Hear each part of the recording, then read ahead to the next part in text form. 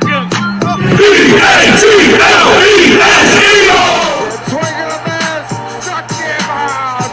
The Philadelphia Phillies are 2008 World Champions of Baseball. Ladies and gentlemen, the Flyers are going to win the Stanley Cup. The Flyers win the Stanley Cup for the lead. Yes! Iverson, wow, what a fake off Daniels as he broke his ankles and got all the way to the cup.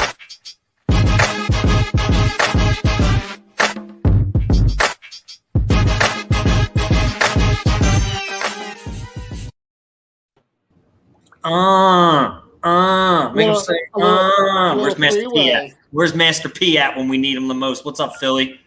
Jason, What up? Don, and Rich back again together. The tripod. We stand like this. On the middle leg, motherfuckers. Get used to it. What's going on, Philly? We're back. It's drunk. What Call. up? We are happy for you to join us because we are only 25, 26, 27, 28, less than 35 days away from the opener Nice. of NFL football, baby. Are you kidding me? I think we have a game coming up, don't we, Don? Next week, I believe. Next week, Rich. Hall of Fame game. Next week. Are we The Hall- excited? Actually, the Hall of Fame game's tomorrow. It's Is it tomorrow? I thought it was on the 8th. No, Holy it's pushed back.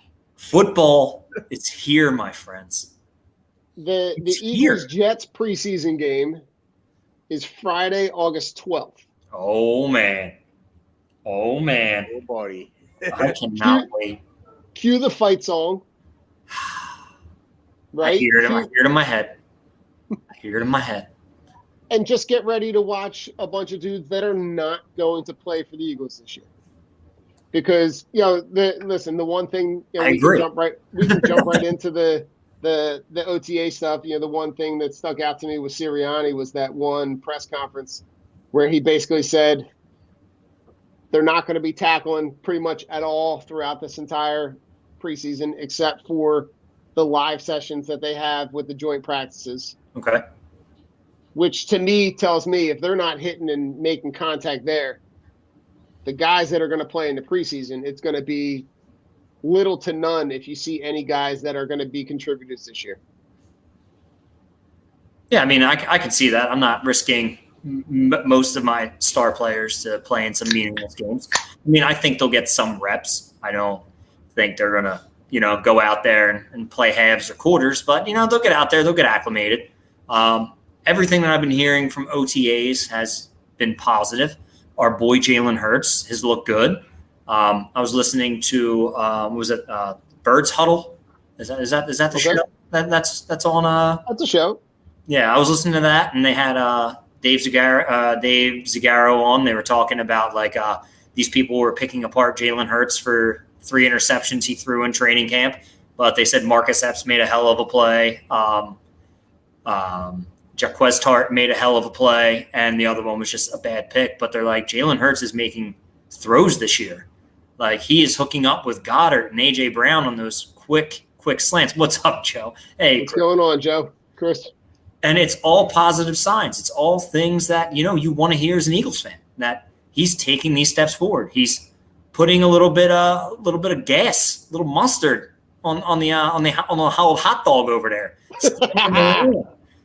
The one throw that the Eagles had on their Instagram, and probably their Twitter as well, that back shoulder throw to Quez, Yeah, truly. throwing it to only where his wide receiver can get it. And then apparently Quez dropped another one when he had Slay beat. They said Quez has been looking all right, but that's the inconsistencies we have with Quez is the drops. We know the guy can fly. We know the guy can get past the first and the second level, but can he catch the football when it's needed? It's yet to be seen. So, but I'm excited, man. I'm excited to hear the positive news that's coming out and how deep our offensive line, how deep our defensive line is. It's good to hear these positive things, and you don't hear controversy or is Hurts the guy? Can he make the next step? It's like the guy's putting things together, which to me is a positive note, especially this early on in training camp. It's not like, the Baker Mayfield, Sam Darnold dumpster fire down in Carolina where they're both trying to out-Dookie themselves. So Carolina's thinking about bringing Cam back. Like, Jesus Christ. it Listen, makes Rich, it makes me laugh, but I love it. I'm just so excited. I love the fact that you're only reading about them in the sports page, right? Yeah. So you're not here. There's no off the field stuff. It's all, and all the stuff that you're hearing is all positive stuff. Yeah. Right. You're not hearing about, and listen, take it with a grain of salt, right? They're basically they're giving you play by play and stats from practice. Yeah. Which, for whatever it's worth. But Jay, what's something that has stood out to you so far in this training camp? Well, first and foremost, I'm happy and excited that Rich is actually happy, because I know Rich has for, not that Rich has ever been a hater, because listen, let's face it, I think people use that term loosely around here, like Hurts hater, or whenever somebody doesn't have the same opinion that other people have of a certain player. But I think Rich kind of nailed it. I think the thing with Jalen Hurts is that any real Eagles fan doesn't want him to fail. I mean, No. if you do, then you're not a real Eagles fan, because we all root for the emblem and the logo, not the player. And I think Jalen Hurts, to me, is a guy that he's going to give 110% to get better and improve his game. And that's all we can ask for. Listen, Is he going to be a top 10 quarterback? He might not ever be a top 10 quarterback. Does he have a shot at it? Absolutely, because I think anybody can get better and anybody can improve. And we went out and we got A.J. Brown, and we talked about this last week, and I'm going to keep talking about it until I'm blue in the face, but this guy's a physical specimen. I don't know if I'm sure you have, but the guy is a beast. And I think he was I don't want to say he's underrated per se, but I think a lot of times people don't classify A.J. Brown in the top tier of wide receivers, and I think he belongs there. Because if you realistically look at his body of work, I mean, he did amazing things in an offense that was pretty much driven by Derrick Henry. Yeah. Derrick Henry, like in that offense, was the Tennessee Titans. And A.J. Brown was still able to get 105 targets the past two seasons. Actually, 104 targets the past two seasons. Even with an injury last year, he tied his targets. The only reason that he took a dip in the yardage total was actually Ryan Tannehill struggled last year. And Ryan Tannehill took a step back. But they also went out and they got Julio Jones on the other side, and he was out pretty much half the year. So I can't really say that last year was like a regression type year. It was more so a season where the team struggled with injuries, including AJ himself. And I'm telling you, man, AJ Brown, it's not even just what he's going to do himself on the field. It's the fact that he opens it up for guys like Devonta Smith, Dallas Goedert, and Quez Watkins. We all know he has the tools, but he does have to work on those drops. But I think this offense is going to be dynamic, and I'm excited. I'm like Rich, man. I am just so happy that football's here. I mean, I know we had some Phillies trades. We're not really going to talk about that tonight, but I am so stoked about the Eagles and football. I just am, and I don't think I remember a season where I've been this excited. I wasn't even this excited the year after the Super Bowl. I have an amazing and maybe my expectations are tempered. Maybe I'm expecting too much, but I think this team could be I literally think 12-6 is easily doable. And Jay, I think for me the last time I felt like this was when they got T.O.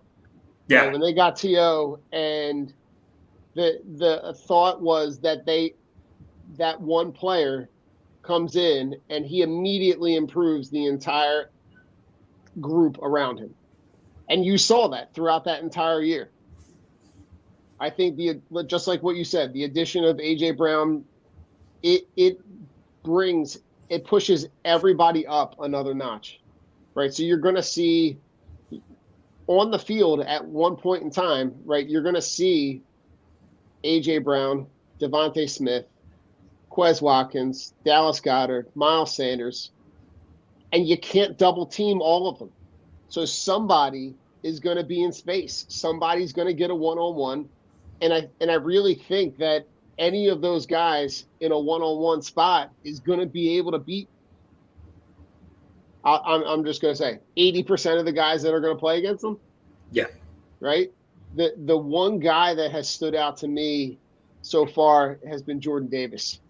The reports coming out of camp about the way that he moves and the way that he takes up space, and hearing from the linebacking crew and hearing about how he's consuming offensive linemen and they are basically able to run wherever they want. Yeah. Hearing the quotes about there was a one-on-one, and forgive me, I don't remember the guy he was going against, but I think Dave Zingara had the quote where it's like, a guy that big should not be able to move the way he moves. That to me is a red flag to say, like, this guy is way different. Like, and I think gives him the ability to be able to be impactful on day one. No, I agree. And it's funny, like, going back and touching on the positivity thing that Jay said. Like, I feel great. And I think the reason why I feel this good is because last year we're coming off a narrative of, can Hurts live up to what Carson was supposed to be? Or will the Eagles be okay without Carson Wentz? Was it really Carson Wentz or was it the Eagles? You know what I'm saying? Like, right. I feel like that negativity is out of the door, which to me, I feed off of that. So now it's all about positivity, and everything that you see and that's coming out from the Eagles camp, whether it be defensive side or offensive side, like, I'm behind, because it's not – I don't have to worry about seeing Carson Wentz's name in a headline of looming over the birds. And I think that's like – it's like that negative energy, especially like same thing with Simmons being gone. Like, it's that negative energy is gone, and it's, okay, last year was that transition year. Can we move forward? And let's be real. If you look at the stats, like the next generation stats, there's only two players who've done since they've came into the league and made these like progressions. And Jay said it last week, was Josh Allen and Jalen Hurts. Like, right. They're the two guys who have made these progressions. But then you look at the weapons. Okay, so you look at the weapons that Patrick Mahomes had when he came in his second year and threw 50 touchdowns. Way better than anything the Eagles had. Am I right? Right. Then you get Josh Allen when they got Stephon Diggs. Way better than anything the Eagles had, because, I mean, they had him, they had Slot God and Cole Beasley, and, they just were able to run this fluent offense. Now, insert Jalen Hurts with the physical specimen that we call A.J. Brown, that I'm going to be calling the dominant wide receiver one in the NFC East, because no one's going to be able to body him. And then you team him up with Slim Reaper in year 2. That's sophomore breakouts coming. Then you hear all these positive things about, which is weird, but it's kind of exciting, because I don't want the guy to fail. But again, he doesn't have the best head. A lot of positive things are being said about Jalen Hurts or Jalen Reagor. So could this be a year 3 turnaround? Could he be that gadget guy that we could use on this offense and team it with the running game? And then you still have Zach Pascal, and you hear Quez is beating Slay. Like, what? Like, it's all positive things, and it gives you that good outlook going forward. And doubling down on Hurts, I never liked Hurts as a prospect coming out of college because of the systems that he played in. He played in those NFL systems in Alabama where, let's be real, if one of us could hand the ball off to one of their 5 NFL caliber running backs behind that NFL caliber offensive line, playing with that NFL caliber defense, we would be successful. And I feel like those slights and shortcomings to Hurts aren't fair in hindsight. But at the same time, he's doing everything that I want him to do. He's progressing. He's not staying the same. He's not making bad reads in practice. He's getting the ball out quick. He's throwing the ball like perfectly placed with those crossing routes, because you're just going to see a shit ton of crossing routes, whether it be Goddard and A.J. Brown going across, or Devontae Smith and A.J. Brown. Like, it's going to be one of those seasons where I'm excited, because I want to see Hurts succeed and be an Eagle for the long time. And then we have all those picks next year Right. They got the 2 first-round picks That next we year just too. build. Yeah, I mean, And I want to see that. We are so stacked at offensive and defensive line that we could possibly get a number 1 corner and a safety or another wide receiver. Like, imagine getting another top wide receiver and pairing him with Slim Reaper, AJ Brown, that number 1, and then Jalen Hurts. right. Like, and then you become extremely dynamic. and right? then Or you double down and you double down on the defense, right? And you get your future DB that you're going to pair with Slay. yeah, Or you get a guy that's going to be the back end and hold it down and play safety for you. Like that, the flexibility that they're going to have in terms of being able to add talent and top end talent is going to be huge for them. But I also look at, like, Rich, when you talk about like that wide receiver room, right? Look at how much just that one position and that one player changes the vocabulary when we talk about AJ Brown, Devontae Smith, Quez Watkins, Zach Pascal, right? Those 4 guys, right? Jalen Reagor is listed. I mean, you might put John Hightower in front of him. You might put Greg Ward in front of him. I think the thing that I like is that you're seeing them and you're hearing them talk about using those guys in a variety of spots, right? They were talking about one play where they motioned AJ Brown into the backfield, right? And then they run a wheel route for him out of the backfield where he might get matched up on a linebacker or a safety. So to me, for when I'm looking at how this team plays out next year, this coming year, sky's the limit, man. They really do have the setup to be able to kind of pounce on this division and look at an opportunity to really kind of overtake the Cowboys, who, for me, based on their offseason, have really taken a step back. If I'm the Eagles and I see a guy who I'm extremely high on get cut because he's a cap casualty this year, and from Cleveland, because they saying it is a possibility because of just the cap, the no capital cost. A guy in Kareem Hunt, possibly not making the team. That is a guy I'm going after and signing to a 2-year deal, because he could be, if you decide you want to part ways from Sanders. Imagine having a guy on the field who can run the ball hard and catch the ball. That's your 3 down back. Right. That's scary, and that gives Hurts even more options. There's so many possibilities with this team. And Jay, I don't know if you agree with the Hunt thing, if he would fit here, but we're both fantasy guys, and I guarantee he's both on our radar. Don is also a fantasy guy now. Oh yeah, we converted him.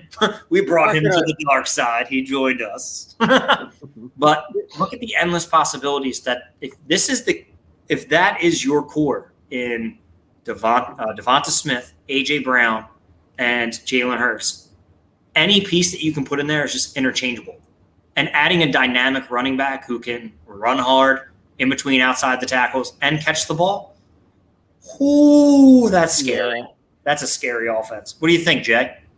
I mean, I think anybody that would disagree with Kareem Hunt hasn't been watching the game the past few years. I mean, I know Kareem Hunt, a lot of people don't like him because of what he did off the field. And listen, I don't like Tyreek Hill as a person for what he did. But the guy's a stud on the field. Like, at the end of the day, I'm not going to lie to you. I actually think Kareem Hunt is actually the better running back than Nick Chubb overall. I do too.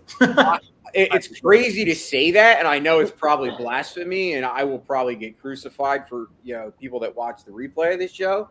Overall, as an overall back, out of the back catching the ball and running the ball together, I think Kareem Hunt is the better running back. I just think Nick Chubb has been able to basically solidify himself behind that offensive line. I think any running back would do good behind that offensive line. Yeah. They have one of the best. So imagine him behind the best in the Eagles. That would be fucking terrifying. That would be terrible. Dude, imagine if you had any of the top backs in the league. The Dalvin Cooks, the Derrick Henrys, the Christian McCaffrey would never have to worry about an injury because he's not getting touched.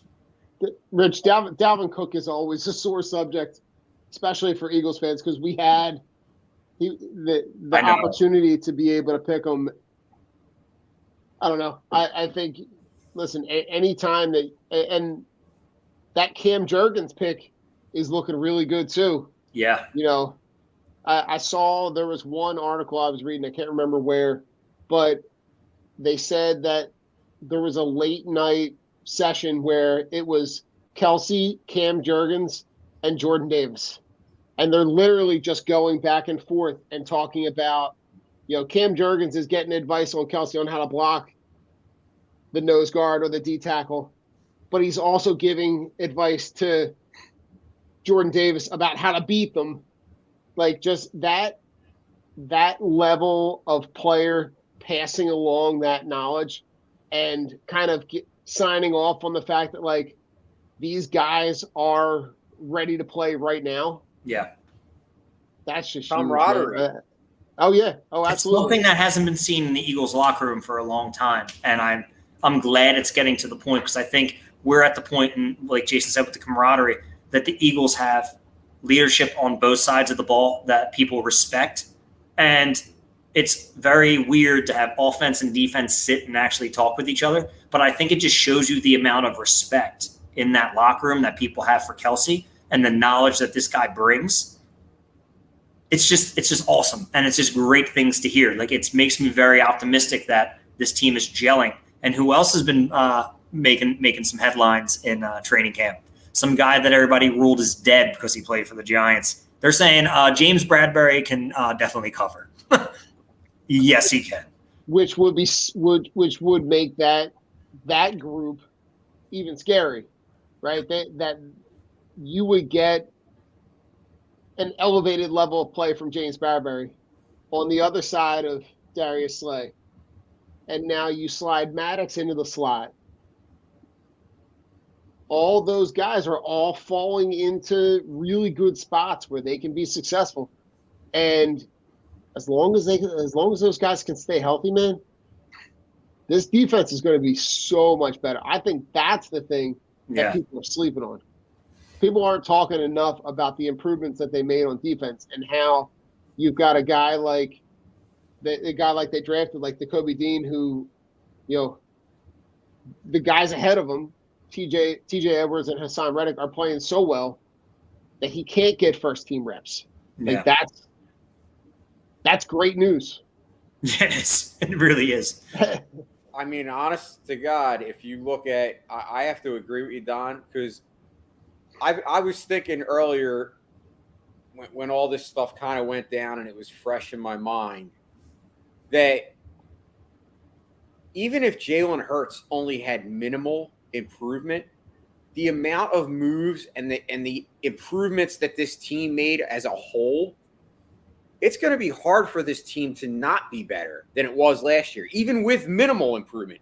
If Jalen Hurts does what I think he can do, that's what I mean. This team is definitely a sleeper not only in the, well, they're going to win the division, but I think they're a sleeper in the NFC. I'm not ready to go out on a limb and say they're going to contend for a Super Bowl, but I would not be surprised if this team wins a playoff game or two with this roster if they perform, to where they're supposed to. Because obviously, on paper, it's easier to say than done. We've seen it with the Phillies, who went out and had a great offseason and they struggled. Just saying. I don't want my expectations to be too high and then be let down. But I see a team here that, like you said, James Bradbury, a lot of people were like, oh, yeah, he's done. It's like, dude. But, Jay, have those high expectations, right? I don't want to have, I want them to be, if we're looking at this team and we're comparing them to the other teams in their division, I say you host a playoff game. You can win this division and host a playoff game. Hell yeah.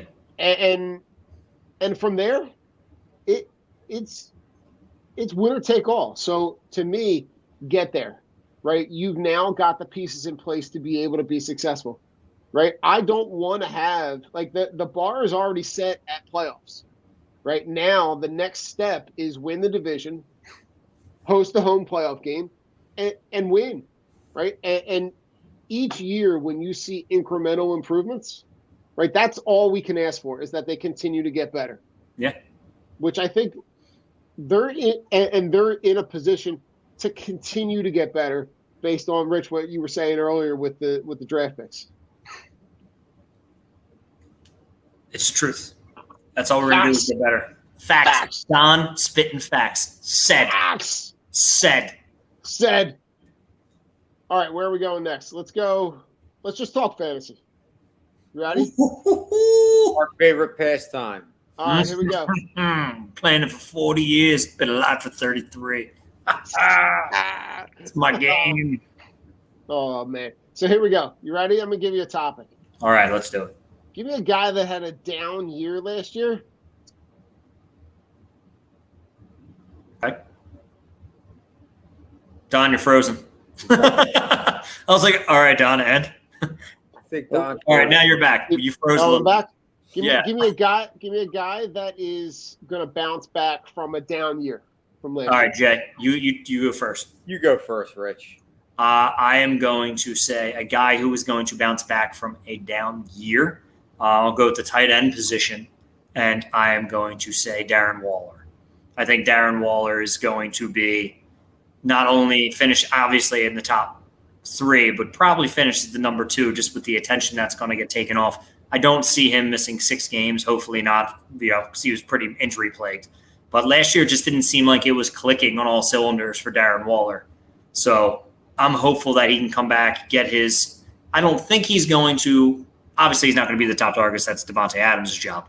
But I think you're going to still see him up towards the top, take a little bit away from Hunter Renfrow, get his 100 targets, get his 73, 74 catches, 1,100 yards, and 10. I could see that being possible for him, especially with just the amount of attention Devontae Adams is going to bring.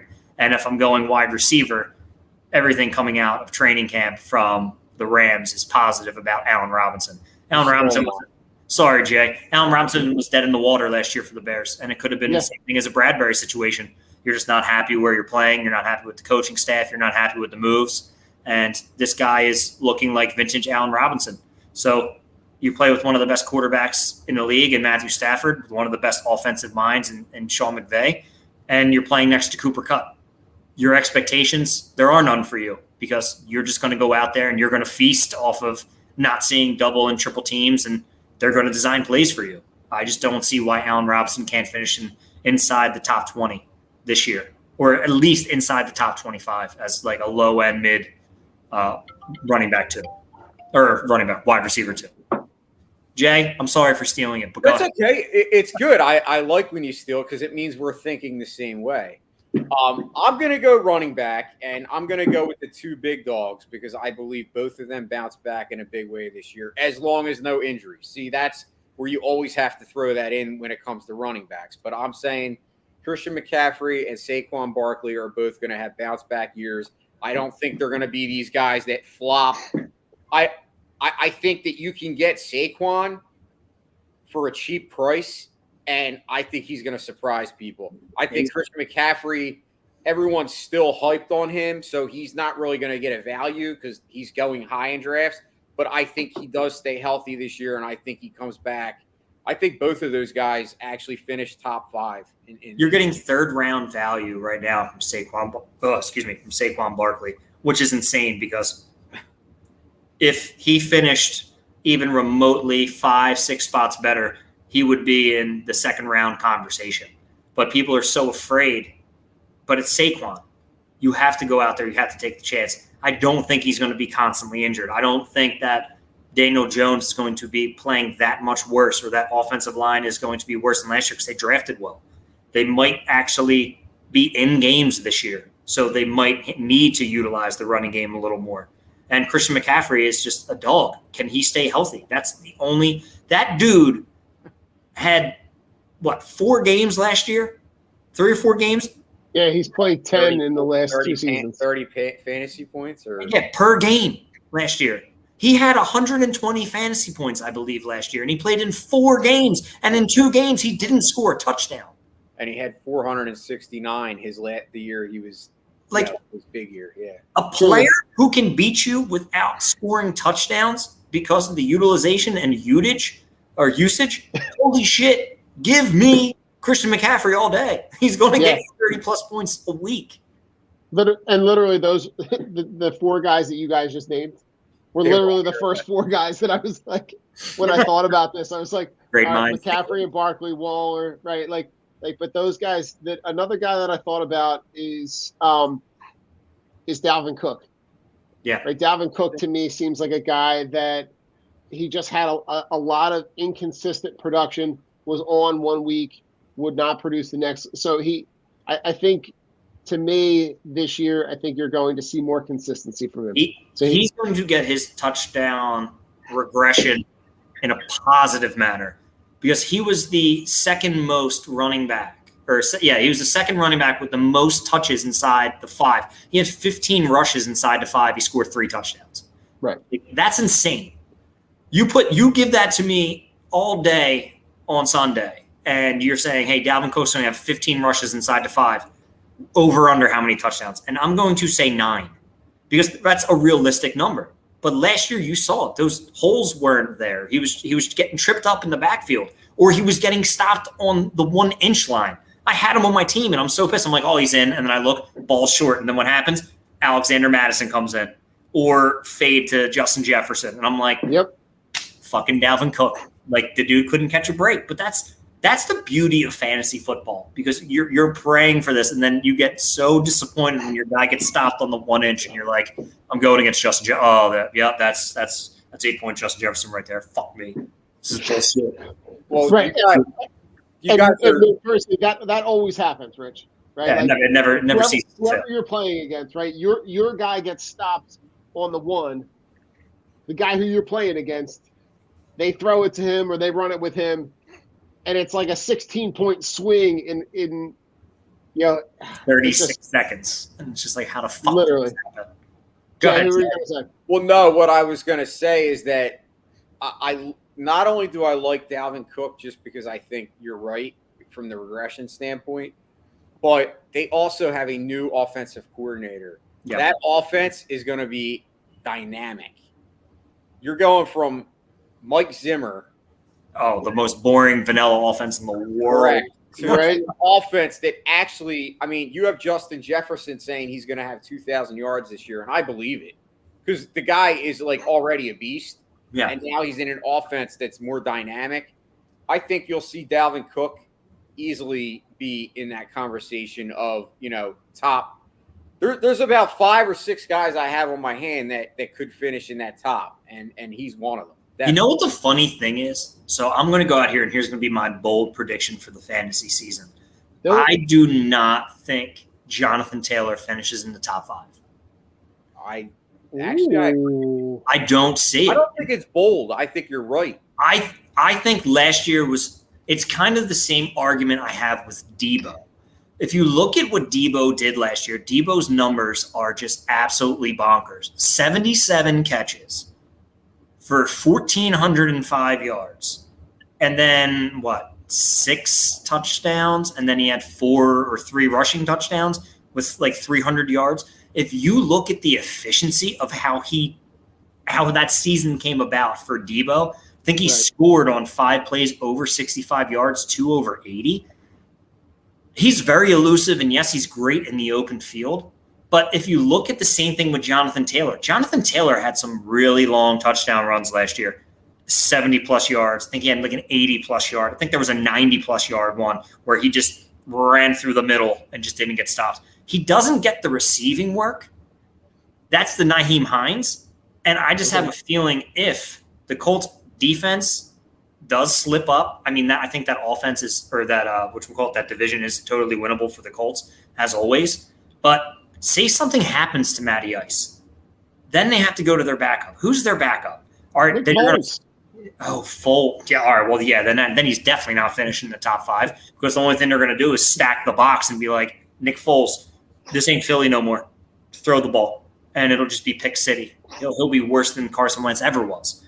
But I look at it as just I don't see I just don't see the big play potential. I think teams are going to hone in on it. And it's the same thing. Why I still think Debo is going to be a top wide receiver, but I don't have him that high because Cooper Kupp had 144 catches for 1,800 yards and I think 20 touchdowns.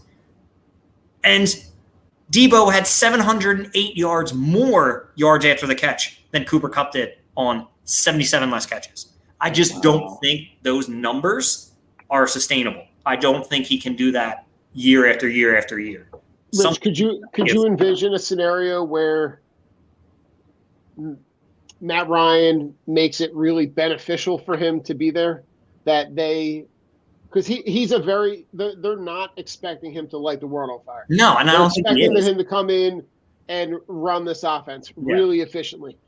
So, I can envision a scenario where they rely on Jonathan Taylor, where they get him the ball in space, where they get him the ball. They really try to make an effort to get him the ball on the outside, out of the backfield. They take advantage of the space that they might create with Michael Pittman. I don't know. I think you subtract a quarterback like Wentz, who was constantly trying to play hero ball every time he stepped back, but that's to a guy that's going to manage the offense that might be beneficial to Jonathan Taylor, But that's the thing. What we're thinking is the complete opposite. And I think Jay might agree. We're saying Carson Wentz constantly playing hero ball. Yeah, he did that down the stretch. But Jay, look at when Jonathan Taylor had all these huge games. He had all these huge games when Carson Wentz threw the ball under 19 times. When Carson Wentz wasn't told to throw the ball, Jonathan Taylor had huge production days. The difference between Carson Wentz and Matt Ryan is Matt Ryan doesn't make mistakes. If he does, they're few and far in between, or it was because Atlanta had no offensive line and he was constantly getting hit. So he was just throwing the ball wherever. Matt Ryan can still play, can still throw the ball. I think they're going to be more balanced, which hurts Jonathan Taylor because you're going to see Michael Pittman get his. You're going to see the tight ends get theirs. You're going to see Alec Pierce cash in. You're going to see Nyheim Hines get a bigger role. That's why I think Jonathan Taylor takes a step back because I don't think that they're going to have to rely on him as heavy because they actually have a competent quarterback who can make the reads and make the throws. What do you think, Jay?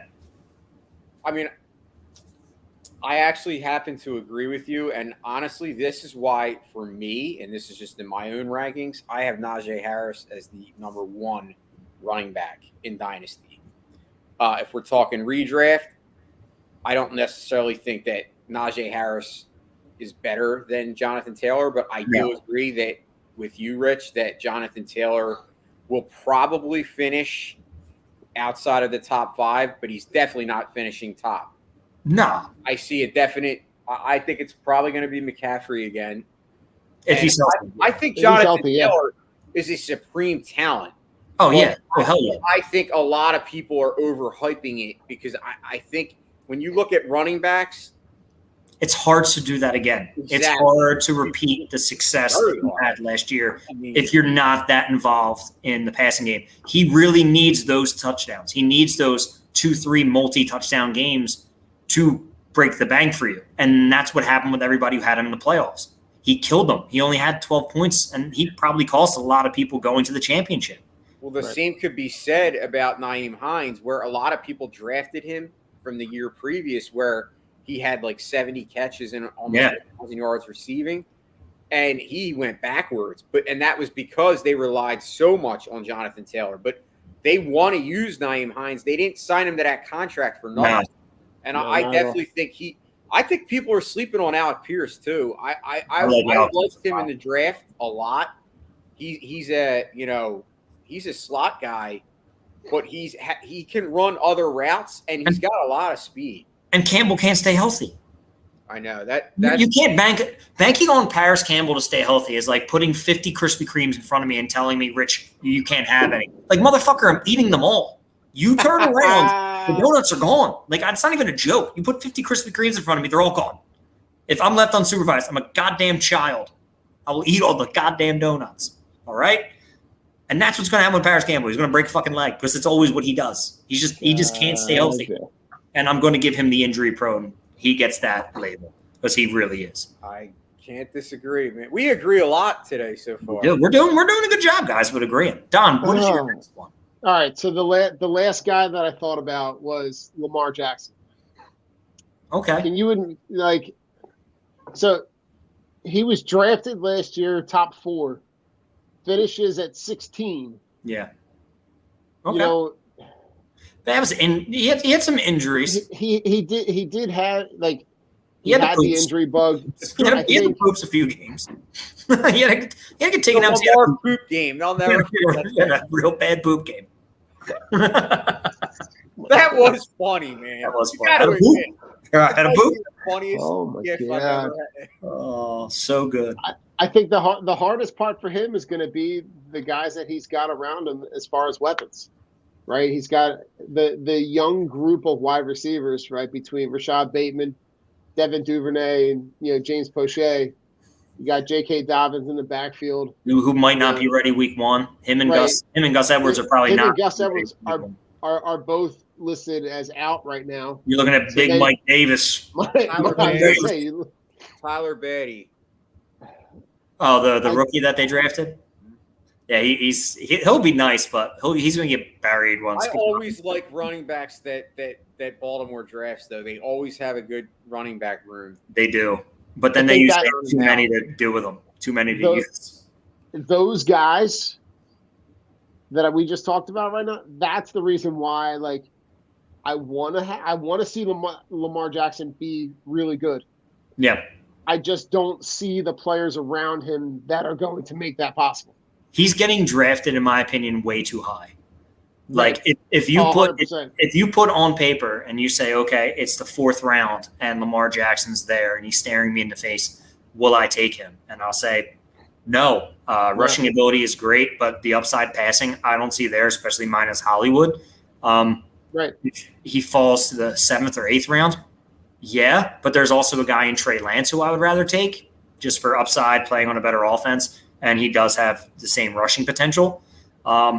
Or I'm just going to kick the pooch and just go with Winston on a flyer and just do the streaming of the quarterbacks. I just think drafting Lamar where he's going in the 3rd, 4th round is just way too high.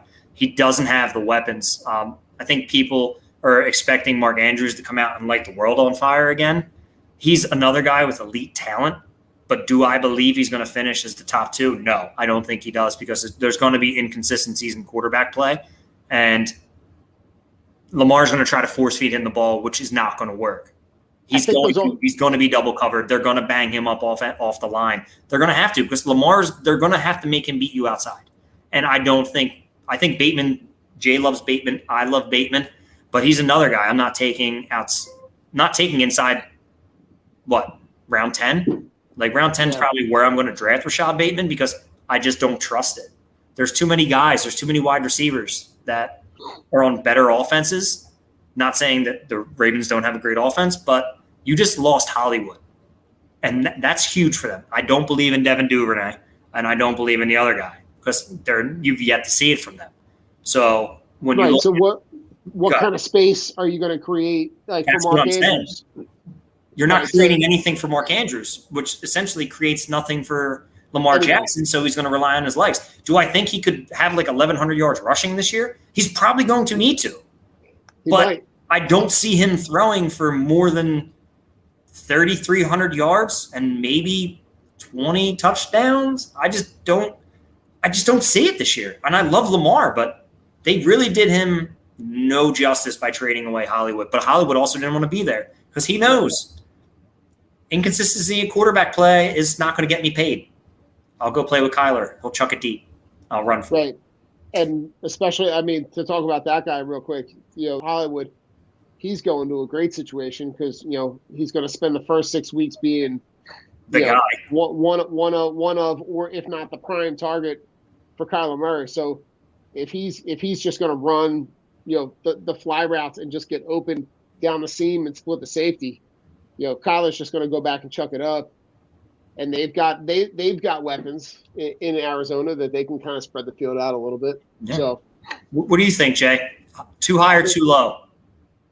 No, I think Lamar is probably, you're right. I think he's going a little too high, but I like Lamar's upside.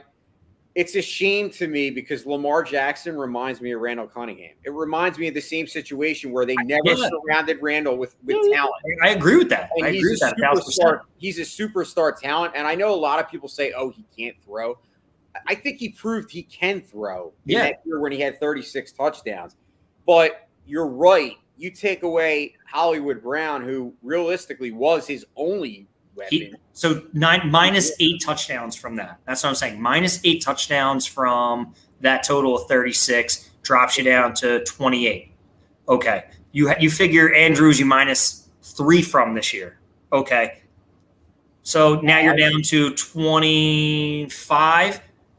I don't think people, but that's the whole thing. Like what Jay, like we're talking about, like he's got that elite talent, but I don't see those other wide receivers being able to step up. I'm sorry I interrupted. No, no, and I agree with you. I guess I still always trying to, if I could get him in like maybe the 4th or 5th, I might take him.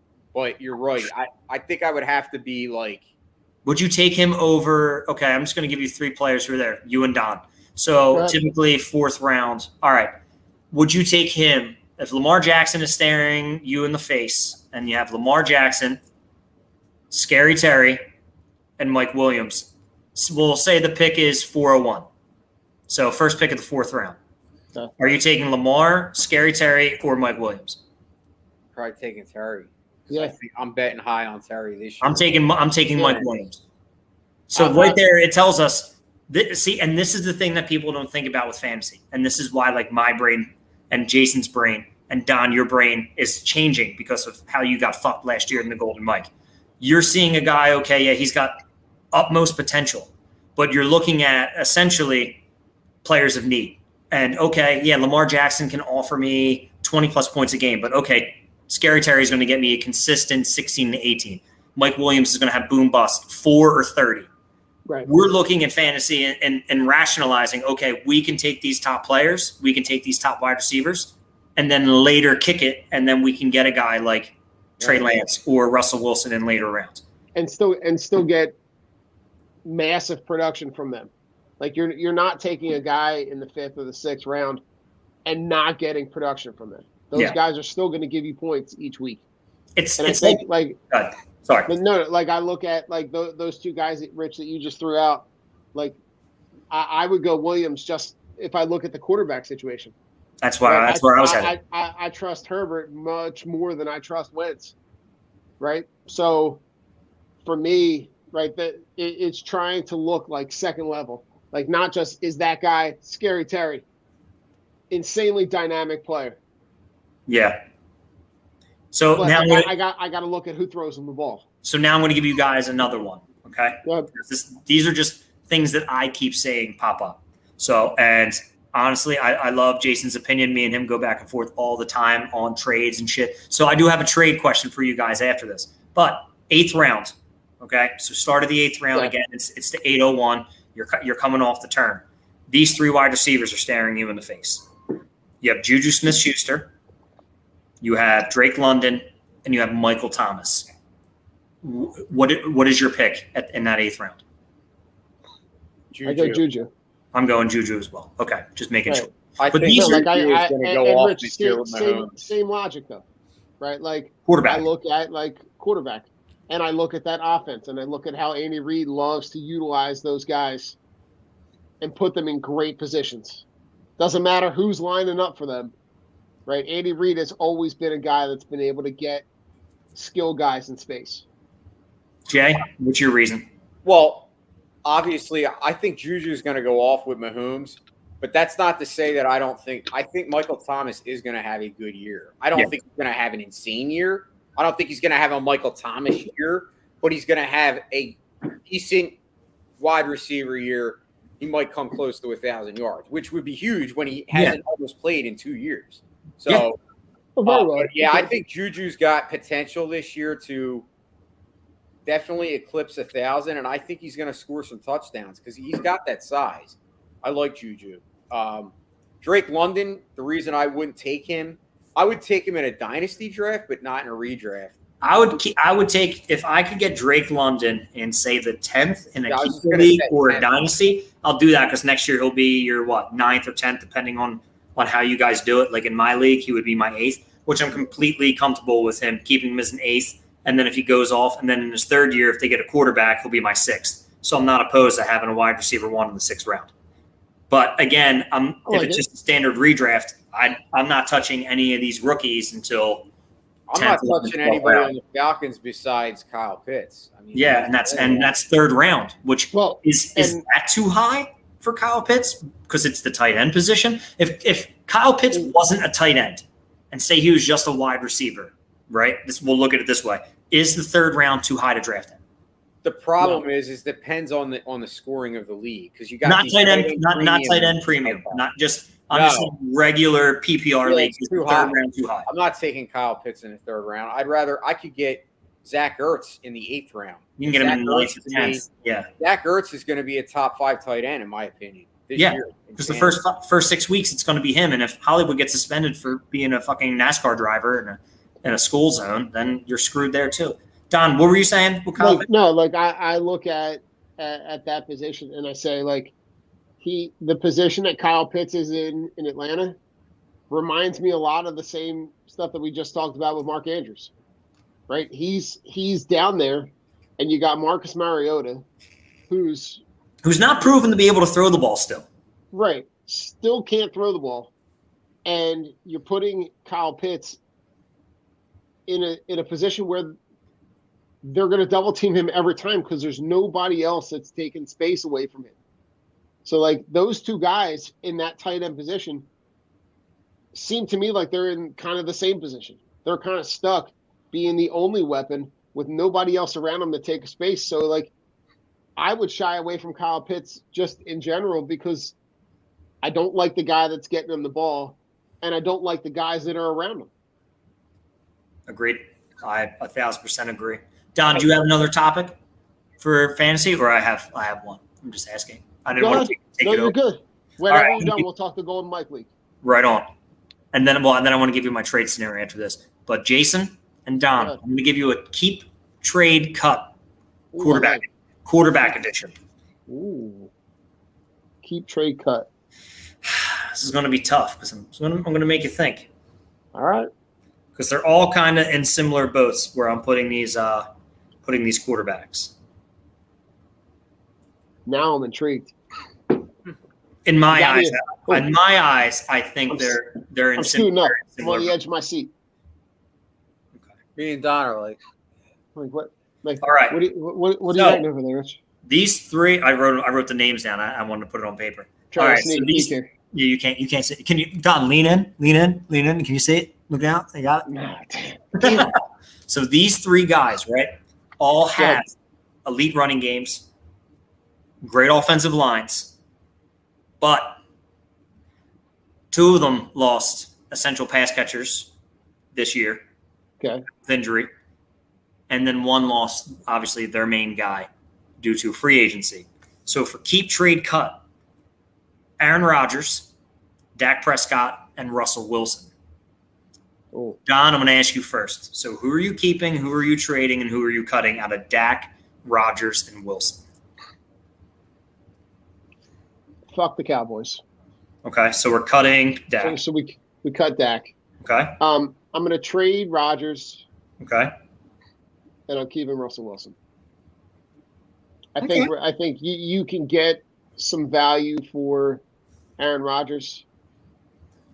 I don't know what that wide receiver room is going to look like for him. It's a bunch of young dudes, right? So it's the kind of thing where you can hold him on your roster. Maybe he's your second QB, and if he starts producing, maybe you're able to flip him for a couple of guys that you can slide into flex spots. I love what's on Denver. I love their skill position. So, okay, Jay, what do you got for me? I think I'm going to have to go the same. Okay. Are you allowed to do that? Yeah, of course. Absolutely. Yeah, honestly, I think Russell Wilson, to me, is still close to an elite quarterback. I don't necessarily think he is elite, but he has the potential to be elite. He's had elite fantasy football seasons. And Okay. I think putting him in this offense with Denver, with Javonte Williams and Melvin Gordon, who, by the way, could be a running back one on probably 80% of the teams. It's insane. I love Melvin Gordon. And he's getting drafted 6 rounds after Javonte. It's dude, Wow, it's it's the crazy. best steal of any draft. If you can get Melvin Gordon in the 10th round where he's going, it's a steal because if Javonte Williams gets hurt, he's literally slotted in as an RB1. I legit take It's fucking insane. because I'm one of those zero running back guys. That's a guy for you. He is. He's my target. That's the guy. Yeah, that's the guy you want to Melvin Gordon and Kareem Hunt. I always target those two guys, and every year I have success with it. People laugh at me and they're like, "They're your running backs. You don't have a Dalvin Cook," and I'm like, "Okay, but I got Alexander Madison, and I know Cook gets hurt." But it's also the fact that some of the people you're drafting with are just idiots. If I look at it that way, Well, that's true too. Because I see it this way. If I see a guy, because me being me, If you see me, you're gonna draft. I know. I know how people draft, right? So this is why you need to know the people you're drafting with. Like I know my buddy Bill is going to do the same thing. He's just like you. I am a 0 RB guy. I know the first thing he's going to look at is when I see him get 4 or 5 wide receivers in the 6th round, and I'm a pick before him. Yeah, there might be a wide receiver. There might be a wide receiver I really like there, but also Kareem Hunt's there. So what am I doing? Okay, I have 4 running backs on my roster. I'm snagging Kareem Hunt. Why am I taking Kareem Hunt? Because I'm going to force him to take a position that he doesn't need that is going to fuck him. And then when it comes back, maybe I can still get that guy, or I can just take a different wide receiver. Because you have to look at the people you draft with and know their style. And if I know Jay is loading up on wide receiver and I see, boom, he's got Justin Jefferson. Boom, he came back around and got Diggs. Boom, he came back around and then he's got Godwin. And now he's rolling. He's got 4 studs. And in that 5th round, I see, okay, there's a running back that's kind of hanging there. And it's my turn before Jay's. I'm snagging that running back because I know that's who he's going to target. So that now puts Jay in a predicament. Am I going to reach for a guy, or am I going to go off of my strategy and maybe kick it to a tight end or a quarterback? So if I can shuffle Jay's draft up, it works better for me. That's how I look at things. My thing is always try the next level, and that's why it's know the people you draft with. I know my dad's a homer. He's in our league every year. He's going to draft an eagle high. He's going to draft a quarterback high. His draft is going to be and he's going to be like, this guy from college is great, and just draft all these guys. And all my friends are like, your dad does it every year, and and this is why he doesn't win. I'm like, but my dad loves picking the guys that he likes. That's why he does this. So I'm not mad at him. No, not at all. If I had balls, I would do the same thing. But if I did that, I would lose every year. So that's not what That's why you win. That's why you win. Right. My last question before Golden Mike, Don. I just have to ask you. So I made a trade. I'm not going to tell you what side I was. Okay. It's a keeper league. You can keep 2 keepers. And right now we are, I think, 14 days, the 20th. So 17 days away from locking in our 2 keepers. So a draft pick was traded. A 6th-round draft pick was traded for Jalen Hurts. Okay, so obviously you know what I'm going with there. So Jalen Hurts can be kept as a 13th rounder. In this year's draft, next year's will be the 11th. So who wins in that side? Or is it pretty much equal? So I gave up a 6th-round pick for Jalen Hurts, so I can keep Jalen Hurts this year as my quarterback 1, obviously, in the 13th round. I mean, to me, I look at that and I see that there's the guy that you got is essentially better than anybody that you would have taken in the 13th round. Yeah. So that's a win. And I'm only giving up a 6th. And you gave up a 6th. So, like you. What league is this? It's my home league. It's like my whole core grew with all the same guys that were in that other one. Yeah, no, none of those guys. Only Nick and Gabe, and Gabe is the same in every league. He's just the worst. I showed you that trade. Oh, he's pretty bad. We should see the trade offers, Don. So he tried trading me. Gabe tried to trade me Christian Kirk and something else for like my 4th-round pick, telling me that it's a great value because I can keep Christian Kirk as my 15th-round keeper. And I said, I don't want anything to do with Jacksonville Jaguars or Christian Kirk. This does not work. And he was trying to sell me on Christian Kirk, and I'm like, I'm okay, Gabe. I'm going to be completely fine. That's funny. And if I want to pick him up on free agency after the season starts, I will do that because I'm not drafting any fucking Jacksonville Jaguar players if it's not ATM. But Jay, what do you think about that trade? I mean, I love it. I love Jalen Hurts. So do I. think he finishes top three. I do think he could. Fantasy football, I think Jalen Hurts is the perfect equation. I mean, he is. He has everything. He's got the rushing ability. He's going to score rushing touchdowns. I think he had, 9 last year? 9. And he, I believe, is definitely going to up his TDs through the air with A.J. Brown and having more weapons. So even if he just gets 20, no-brainer. That's a no-brainer. Yeah. Oh my God! And listen, anybody who bought low on him last year, man, is killing it this year because the value to buy low like you did last year with where he was when the year started, to see where he finished fantasy wise. I mean, he was just lighting up the scoreboard. And I don't have to draft a quarterback now. I'm literally can exit the draft knowing I have a quarterback. Well, I'm keeping Jalen Waddle in the 7th if I can't trade him for a higher draft pick. And Jalen Hurts. So one of my wide receivers is off the board, and I don't have to worry about a quarterback. I'm sold. So Rich, give me it. It's essentially right, like, not to be prophetic, but like you're in the same position as the Eagles, right? Yeah. If you can figure out and make that quarterback situation work, then you do not have to use the draft capital high to draft another quarterback or to trade that draft capital for an established quarterback. Yeah. I technically am in the same boat as the Eagles. I have a plethora of picks. I have 2 second-round picks. I have 3 third-round picks, and I have my first-round pick and 4th round and 5th.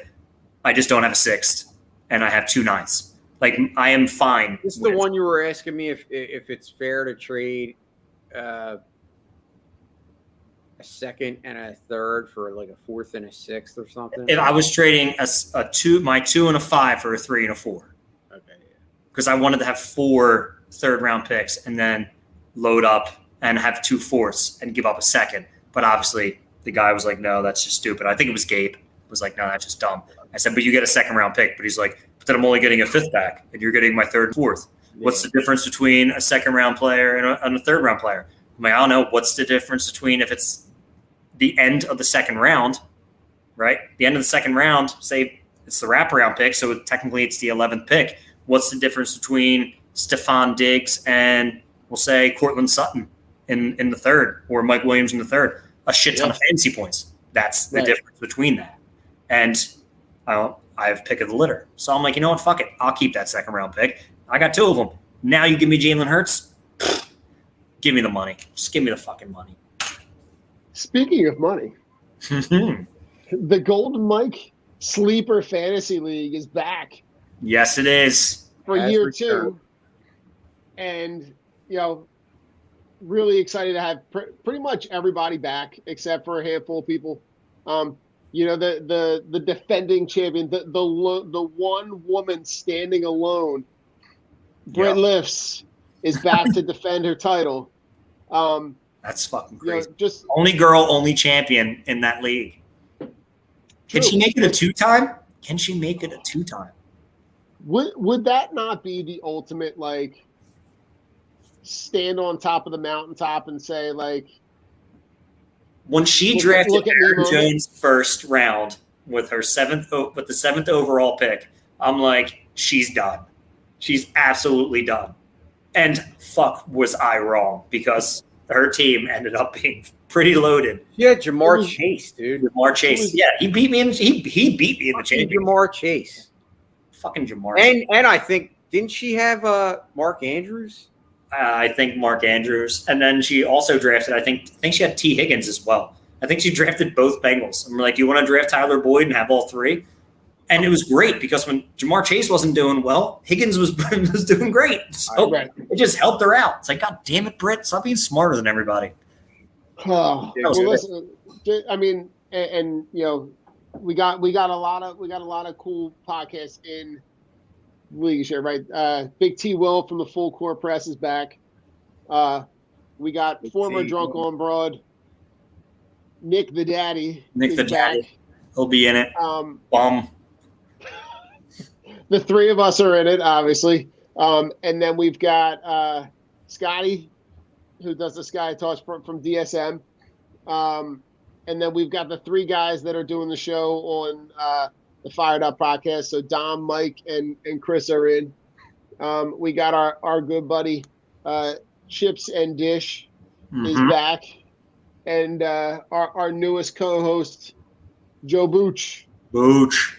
So we got Chip for the Birds with the number 1 pick. Fucking Chip. I know. I was so jealous. I got it right here. Got the draft order right here. Got it right there.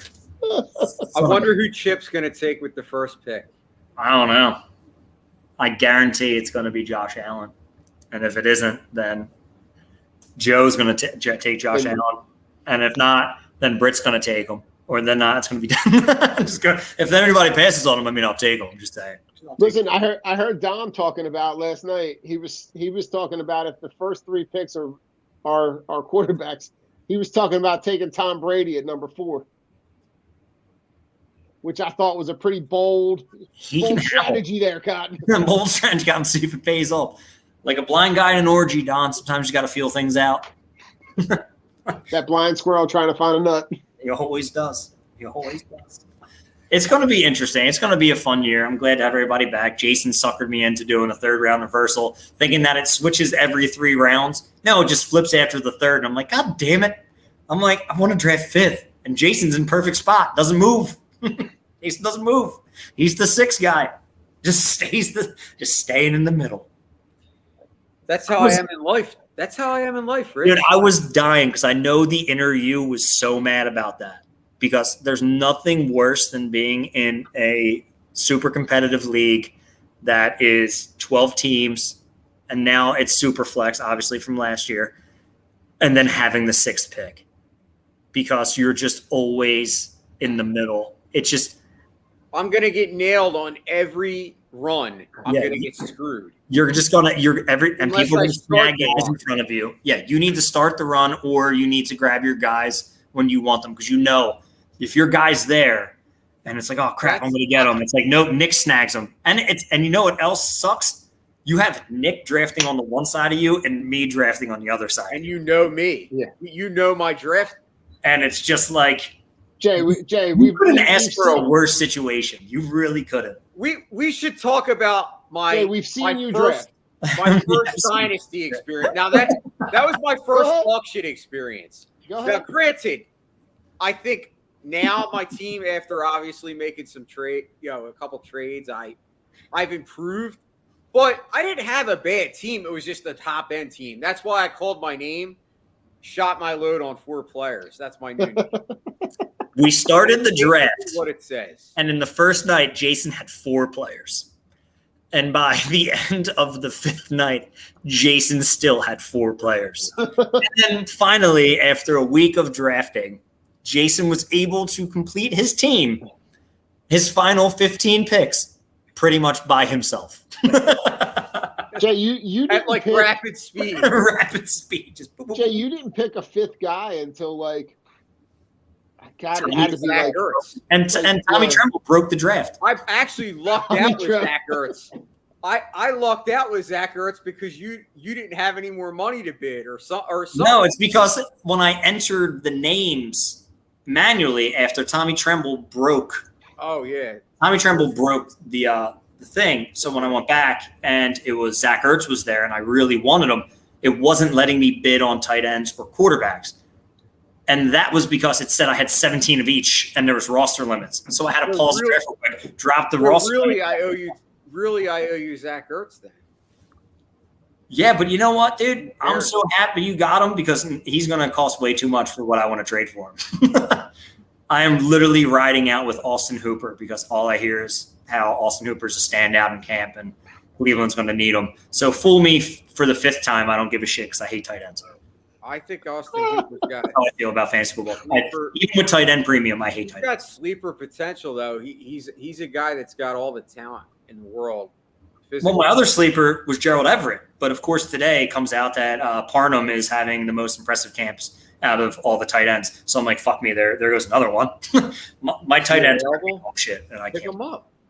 No, I don't want them. That's because I know I'm going to drop a guy, and then all of a sudden it's going to be Gerald Everett. It happens all the time. It's just too much. That's why I don't hang on. I can't listen to this camp stuff because I think a lot of times it's overblown. Yeah. Like when everybody's busting my balls because Austin Eckler are like, well, Isaiah Spiller's working with the first team. I'm like, yeah, no shit. They don't have anybody else, and they're managing Eckler's reps. So who else is going to stand in? You want the coach? You want to go with the coach to take some handoffs? Like, how do you think so many people lucked out last year with Jamar Chase? Remember all the talk that Jamar Chase was dropping all those balls and couldn't catch football, and his draft stock dropped. Yeah, and then he goes, haha, just kidding. I'm the best. It's like, fuck you, Jamar Chase. God. I think the best part about that Bengals run last year was Joe Burrow's dad and Jamar Chase's dad after every game smoking cigars together. I know. Dude. That was a ton of fun, man. What a bunch of camaraderie. It is a fun team. It is. It truly is. Boyd. If only there was enough mouths to feed. Yeah, I know. Not enough. Right. Only well, one. gentlemen, final thoughts. Anybody got? Oh, man. I'm just going to go. I'll just start. Just remain positive for the Eagles season, and let's all crush them when they're down and praise them when they're high, because that's what us rational Eagles fans do. What was the movie? With Adam Sandler, the basketball movie that just came out, Hustle.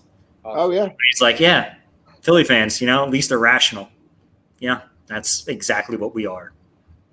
We're not. Enjoy the season. Enjoy everything before it gets crazy, boys. It's going to be a fun ride. Let's just enjoy it. It's my final thoughts. Go ahead, Jay. Oh, I second what Rich said. I think, honestly, football to me is the best time of the year. Fall to me is the best time of the year. Especially when the baseball team's good, because now you got baseball and football. And then you got hockey and basketball starting too. So this is my favorite time. I love the fall because of sports and what it means, obviously to me and to all of us. That's why we got into what we're doing. So I love fantasy football. This is one of my favorite. Like Rich said, we're both addicts. I'm in like 20 leagues. I think Rich is probably in 30. He's probably got me beat. I'm doing mock drafts already. I probably have done about 50 of them, and that's low, Jay. Probably low. Yeah, I did I gotta up my 40 on my app. I did like 40 on my app before this. My wife was mad. She's like, "What are you doing on your phone?" She's like, "You spend too much time on your phone." I'm like, "I wish I could say I was doing something constructive or like talking to my friends." It's like, no, I'm just like playing scenarios in my head. If I get picks, like, what am I going to draft? I'm so anxious when it comes to it, and I love it. It is an addiction. I swear. It is. Last year was the first year that I did Dynasty, and then it just kind of took off. I was just kept joining these free. Obviously, I can't do like big money leagues, but no, I joined a bunch of free leagues, and then obviously a couple $10 leagues. But it's just fun to me. I like to be able to build rosters, and I think Dynasty makes it more fun to me than redraft because there's draft picks involved, and then you can trade them. And if your team sucks, you could just say, you know what, fuck it, I'm going to trade all my all my players, and I'll just rebuild. I'll scrap it down and start over. And you can basically do build your own team that way. I see guys that go, and we had that guy in our draft. I forget his name. Zach. He called his team the development team. Yeah. He has all these rookies. And I like that, though. It's exciting because then you watch them guys grow. Yeah. The team might suck for 3 years, but trust the process. Trust the process. Yeah. But that's my final thought. I like it. Don, drive it home. Oh, hey, listen, Jay, just to talk to something you were talking about, those days where I'm jonesing for those days where you have the meaningful Phillies games in the afternoon. You got the meaningful Eagles games in the evening. South Philly is hopping. Those days are great. But we're always looking for opportunities to share, what some of our fellow friends are doing. So, just to shout out a couple of guys that the Fired Up guys are doing a survivor pool. So If you're into that, you want to check that out, go check them out. They're doing some really good stuff over there. They got people writing articles for each one of the Philly sports. But they've got their survivor pool they're running right now. And then the All About the Birds crew is running a Philly sports trips down to FedEx Field. Ooh. So if you're in and around the Allentown area on September 25th, you can hop on a bus for a nominal fee and head down there and get to hang out with a couple of other. You got Fourth and John, you got the Bird Gang, you got the Bell and the Bird. You got a bunch of different podcasts that are hosting these trips through Philly sports trips and heading down to DC to watch the Eagles take on the Commanders. That's awesome. So just shout out to those guys and what they're doing. Always try to give people some just a heads up on some things that they're doing. We're all doing good stuff. So, hey, listen, check out the sponsors in the link tree that's on our bio, and you'll go check out La Terrain Luxury Watches, Team Clicks, Shocked Energy, Streaker Sports, anything that's going on with the Belly Up Network. Philly, Rich, take us home. You fucked around, you stuck around, and you found out. Listen, Philly, fuck Spike Eskin, fuck Ben Simmons, fuck Deshaun Watson. Go Birds, baby. Go Birds. Go Birds. Go Birds.